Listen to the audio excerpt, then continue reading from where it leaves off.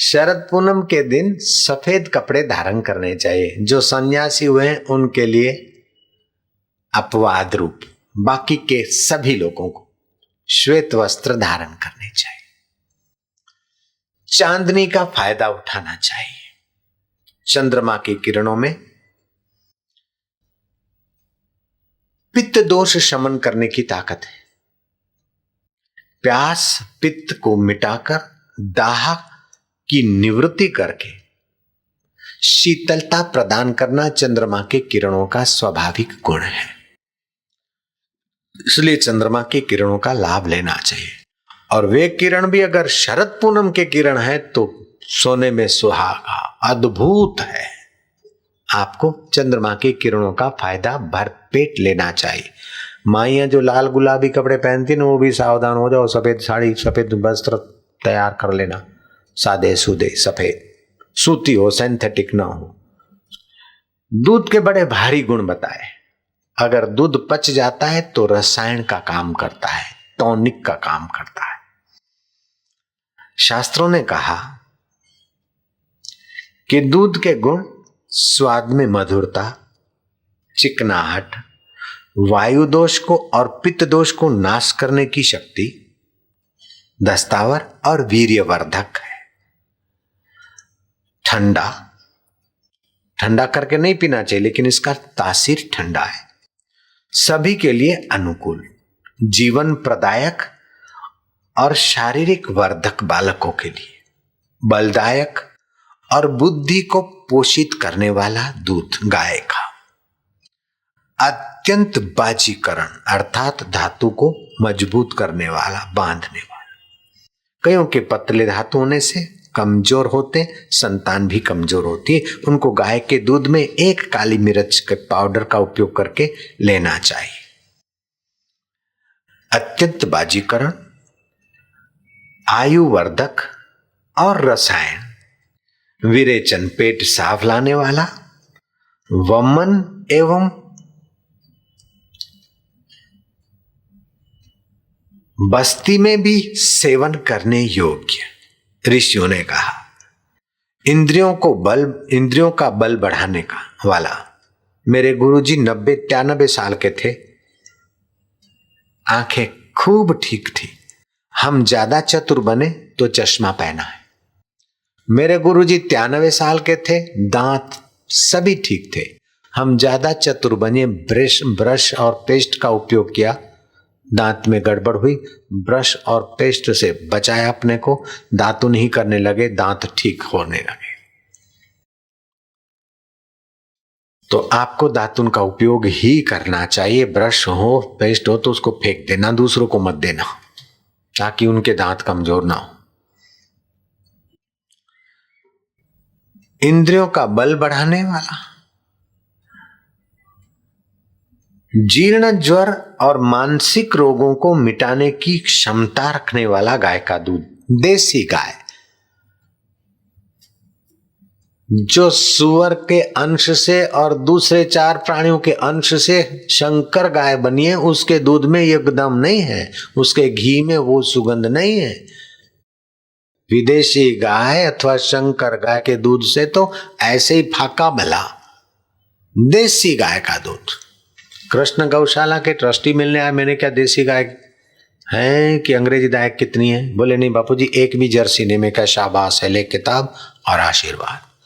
Jersey गाय गौशाला में नहीं रखती, और जर्सी गाय का दूध हितावा नहीं है। हृदय रोग को दूर भगाने में सहायक, शूल को दूर हटाने में सहायक, अतिसार और योनि के रोग, महिलाओं के रोग जो बढ़ गए गाय के दूध की उपेक्षा का फल है। और महिलाओं के जो रोग बढ़े उनमें दूसरा एक कारण महिलाओं की बेवकूफी। महिलाएं नाराज न होना। कहीं जाना है, पीरियड आता है, गोली खा ली, रोक लिया अथवा तो जल्दी ला दिया।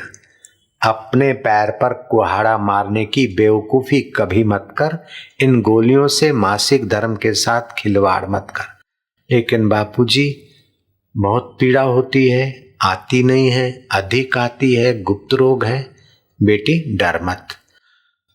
तो चांदी का कड़ा न पहने तो कम से कम चांदी की पायल पहन, जिससे मासिक संबंधी रोगों पर फायदे के बहुत बहुत प्रमाण में दे सकता हूं। अर्थात महिलाओं को, बच्चियों को चांदी की पायल पहननी चाहिए। मासिक धर्म में वे बड़ी सहायक होती है। अगर किसी को मासिक धर्म की तकलीफें हैं तो सुबह रात का तांबे के बर्तन में रखा हुआ पानी 4 गिलास पी। मासिक धर्म की तमाम शिकायतें 15-20 दिन में छू हो जाएगी। कब्जियत की शिकायत 8 दिन में छू हो जाएगी। एसिडिटी और गैस की शिकायत 1 महीने में छू हो जाएगी। दम्मा और टीबी आदि 3 महीने में छू होने लगेंगे। जोड़ों का दर्द आदि 6 महीने में छू होने लगेगा। पानी प्रयोग के और भी कई फायदे हैं। पानी प्रयोग करना चाहिए। पानी तो सभी को सुबह निराने पीना चाहिए। हो सके तो सूरज उगने के 2 मिनट पहले उषापान कर ले। ज्यादा ठंडा भी नहीं और ज्यादा गर्म भी नहीं। हृदय रोगों को, शूल को आदि को तो गाय का दूध दूर करता है। थकावट को और घबराहट को मिटाने के लिए भी गाय का दूध औषध का और टॉनिक का काम करता है, तथा गर्भपात में भी निरंतर हितकारी है। गर्भपात के रुग्ण महिलाओं को भी गाय का दूध वरदान रूप है, सुरक्षा करता है। जब दूध में इतने गुण हैं तो उसके न पचने से अथवा उसके विकृति से अवगुण भी इतने हो जाते। दूध को अधिक उबाल दिया तो वो पचने में जो थोड़ा बहुत भारी है वो अति भारी हो जाता है, अजीर्ण बनता है, फिर कफ और वायु बढ़ाता है, कब्जियत और बीमारी बढ़ाता है। इसलिए दूध को ज्यादा उबालना हो तो जितना उबालना है उतनी मात्रा में थोड़ा पानी डाल देना चाहिए। भैंस का दूध इतना गुणकारी नहीं जितना गाय का दूध गुणकारी।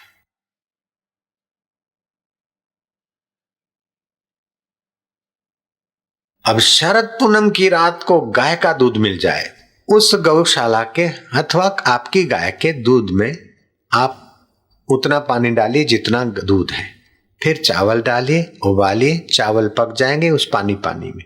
दूध जितना है उतना रहे। उसमें थोड़ी सी मिश्री, थोड़ा सा इलायची, काले मिर्च डाल दे, मलमल के कपड़े से ढक दे और चंद्रमा की चांदनी के किरण पड़ते रहे। हो सके तो अपना सोने की अंगूठी हो अथवा चांदी का कोई बर्तन हो और सोने का कोई साधन हो, उसमें डाल दो, थोड़ा उसमें रगड़ भी दो, चंद्रमा के किरणों को आने दो। वे शरद पूनम के चंद्रमा के किरण आपके मन के उद्वेग को, अशांति को तो हरेंगे, लेकिन स्वास्थ्य में रोग प्रतिकारक शक्ति, जीवनी शक्ति को भरकर लाएंगे और आपको वर्ष भर मदद देंगे। और दिन चाहे उपवास करो, चाहे कुछ भी करो, लेकिन आने वाली शरद पूनम की रात को तो खीर घर की ना मिले तो चुरा कर भी खा लेना, किसी को मस्का मार के भी खा लेना। ये बात कृष्ण ने सिखाई ग्वाल गोपों को। जो मक्खन नहीं देती है माँ मक्खन मिश्री, तो फिर मटकी फोड़ कंपनी करके चुरा के भी खा लो, शरीर स्वस्थ रहे। दबे हुए बालकों का मनोबल बढ़ाने के लिए श्री कृष्ण ने मक्खन चोर कंपनी बनाई थी।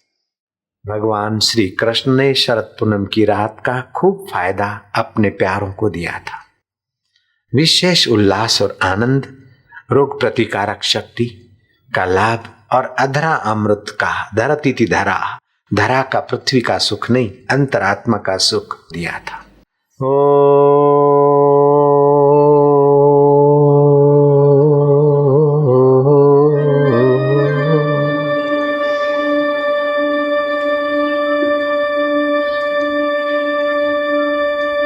हरि ओम।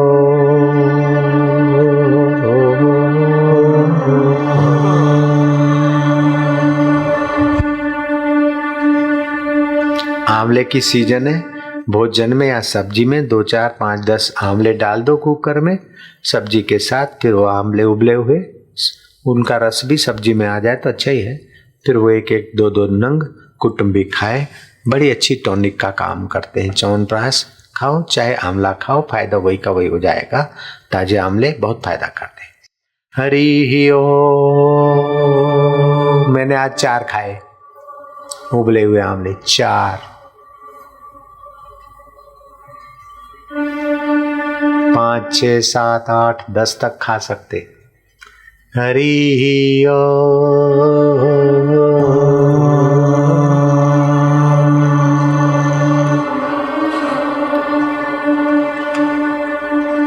जिस पानी में आंवले उबले वो पानी फेंकना नहीं, वो पानी सब्जी में काम आना चाहिए। हरि ही ओ।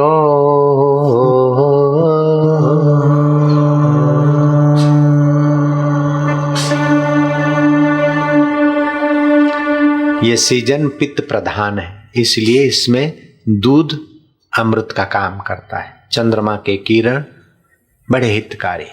पित्त प्रकोपित होता है, शरीर का पित्त तत्व है ना वो प्रकोपित होता है, इसलिए चंद्रमा की चांदनी जैसे दूध में गुण है उतने ही खीर में गुण है, लेकिन खीर थोड़ी भारी हो जाती है, इसलिए चबा चबा के खाना और नपीतुली खाना।